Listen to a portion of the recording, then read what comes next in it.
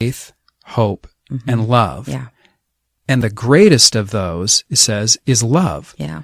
Which is fascinating because again and again, it talks about the importance of faith. And, we're saved by faith in Christ. Christ did miracles or had occasionally had to work a little bit harder to do a miracle because of faith or a lack of faith. In this same section, it says you can have faith that can move mountains, but if you don't have love, it's pointless. So to really look at the supremacy of love is pretty incredible. That kind of love, that active, actionable love, should be propelling everything that we do. That should be our driving motivator, is this call to action love that defines who God is and how we're meant to be. Yeah. Yeah, absolutely. And so when you start looking at, okay, but what does that really mean to be lived out? If we were to take that definition of love and then apply it to life, what does that look like? Well, I can tell you straight up, I apparently am a very unloving person.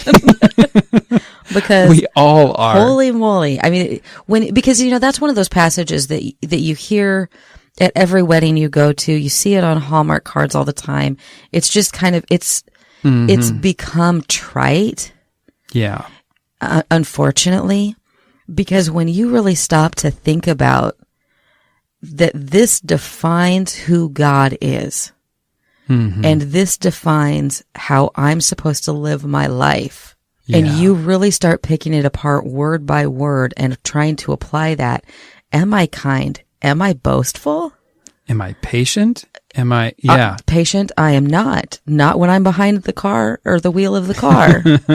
It's probably when I'm the least loving person ever. It becomes very convicting when you actually start looking at it in a very practical way. Yeah. So in order to look at what does this look like when it's lived out, I think there again, we can turn to the Bible and get perhaps the ultimate example. And we can look at the passage in John chapter 15, verse 13.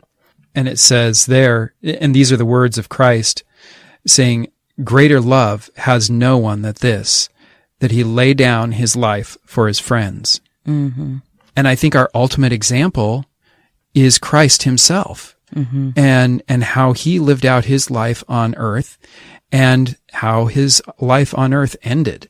That sacrifice of self is the ultimate expression of love. Sacrifice of self to the point of death for on another's behalf. It doesn't get any bigger than that. Yeah. And I think when you apply that to your life, apply that to your relationships. This relationship, this love that I have for the person should lead me to set aside my own wants, my own needs, my own desires, and be seeking out what is best for this other person.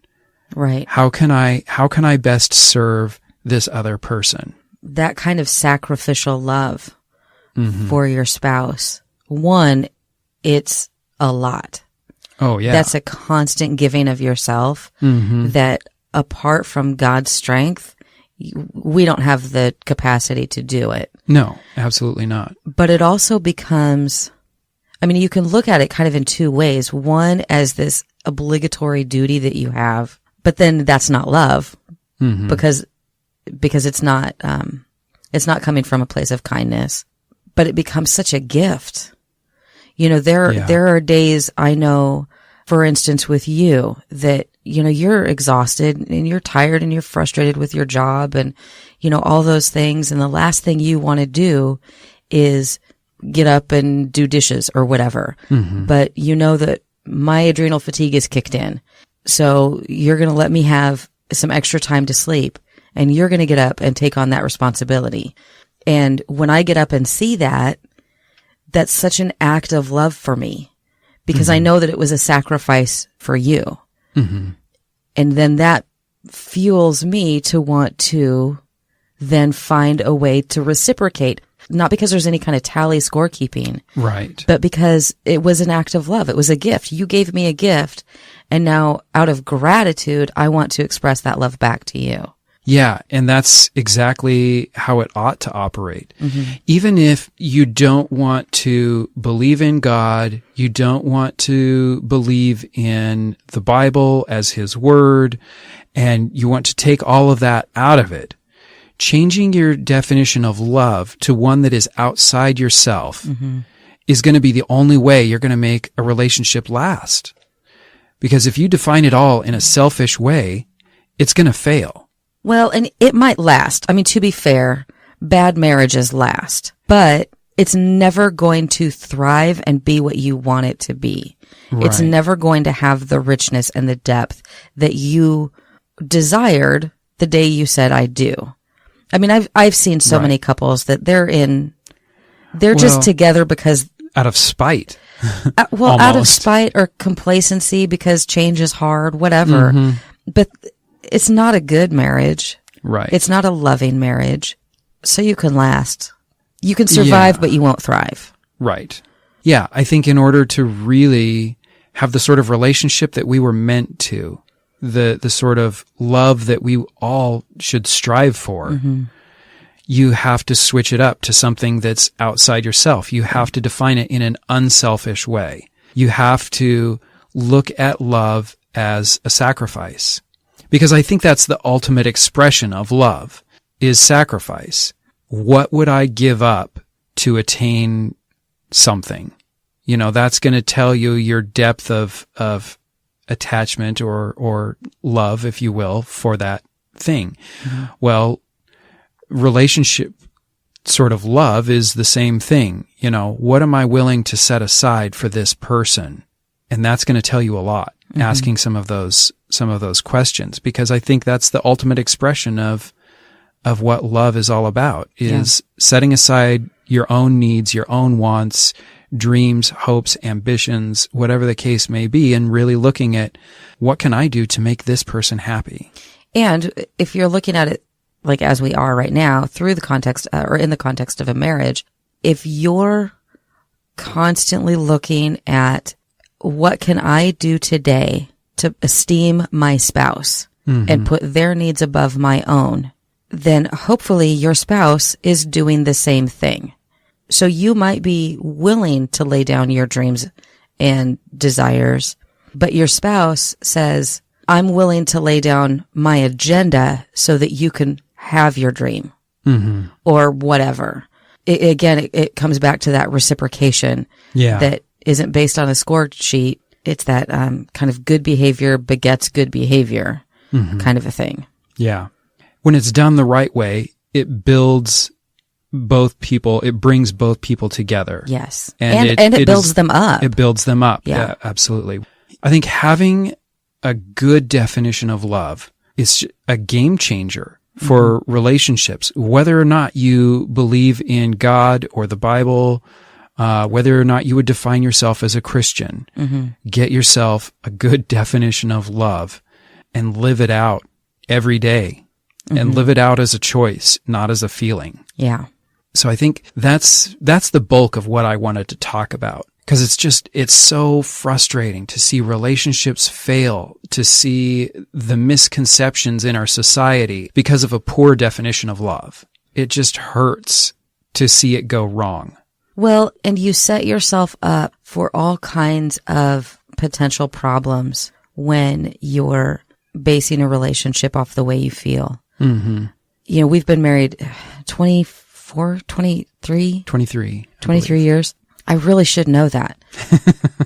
That's a lot of mathing. It's a lot of math. But in that 23 years, we've had some really high, wonderful feelings, and we've had some pretty dark feelings as well towards each other. And there's going to be those days. Yeah. Yeah. And sometimes that's it. Like sometimes it's a season and sometimes it's just an hour. You know, but man, had we not looked each other in the eye and said, I'm choosing to love you even though I don't like you right now. Man, we would have been done a long time ago. You know, and that's the thing. In fact, I've even said that that very phrase to our kids. I don't like you right now, but I love you. And in trying to explain, your behavior is setting me off, and the choices you're making or whatever, I don't like what is happening here, but I will forever love you. And I will choose to stand by your side every single day, even when I can't stand the side of your face, Oh. No, that was for you. That wasn't about the kids. Okay. Well, that's understandable. I've never told our children that I couldn't stand the side of their face. That would be terrible. It would be terrible. Plus, we have very cute children, so It's all good. But yeah, I think this is a really important topic, Matt. I think that you're right. It's something that has definitely been misconstrued through our culture. And it's something that needs to be carefully examined. Like you said, whether you're a Christ follower or not, check your definition and find something that's reliable. And it gets to the core of our expectations from a relationship. If you get it wrong, if you get the concept of love wrong, you're always going to be looking for the wrong things or expecting the wrong things. Yeah. And I would even encourage couples that are in the dating stages, before you start bandying about the word love, talk about what that means. Yeah. With each other. Yeah, it could be very revealing. Yeah, find out what love means to your significant other, because if they're talking about how it's just all feelings and what you can do for me, well, that's shaky ground, my friend. Yeah. And you're going to sink quick. Yeah, there should be warning bells going off. Absolutely. Absolutely. But if their definition of love includes sacrifice and choice and action and a committed mindset, then that's somebody to hang on to. Yeah, you've got solid ground there that you can work on. Yeah, good stuff. All right, well, you guys, I think that's going to do it for us this time. Hey, I want to encourage you. I don't know if you guys are fully aware of what all our website has to offer, but if you go to www.roadhometoyou.com, you can find a link to each episode. You can listen to it right there. You will also find show notes that have links to like the transcripts to all of our social media accounts, as well as our email address. On there too, we have blog articles that will oftentimes relate to the episode that we're talking about, but sometimes they don't, because sometimes Brandy doesn't know what to write. So I write something different. So anyway, go to the website. That's my challenge to you, is go to the website. Look around a little bit. There's lots of articles from every single episode we've done, show notes from every episode, and links to the latest episode. Also, in the show notes, I believe, or maybe it's the regular blog, I don't know. Sometimes there will be links to resources like books, or usually it's books that we're talking about. And if you buy those books through that link, it's a little kickback to us because we're affiliated with Amazon. So it doesn't cost you as a listener or purchaser anymore, but some of that money comes back to us and will help with our expenses. So that's a good thing. Also, speaking of expenses, if you wanted to become a Patreon supporter, you could do that over at www.patreon.com/roadhometoyou. And there we've got 3 tiers you can choose from. You'll get rewarded based on what tier you decide you want to donate at. It doesn't go over $10 per month. So it's super duper reasonable, you guys.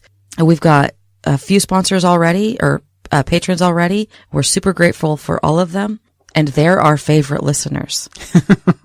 Let's just say that. They're our favorites. Oh, I don't know if we want to define favorites that way. Well, I mean, I think we do. It doesn't matter. Anyway, you guys, you can find all of our links over at our website. And I think that's it. I think so. I think we're done. Man, my brain just kind of turned off for a second. Where are we? Who am I? What am I doing in this closet? I'm so confused. And why are there no clothes in it anymore? Yeah. You guys have a lovely day. Hey, this should compel us. It should make us think a little bit as I do our closing, because what I always say at the end is love God, love people, pray hard. There we go. All right. Talk to you guys later. Bye-bye.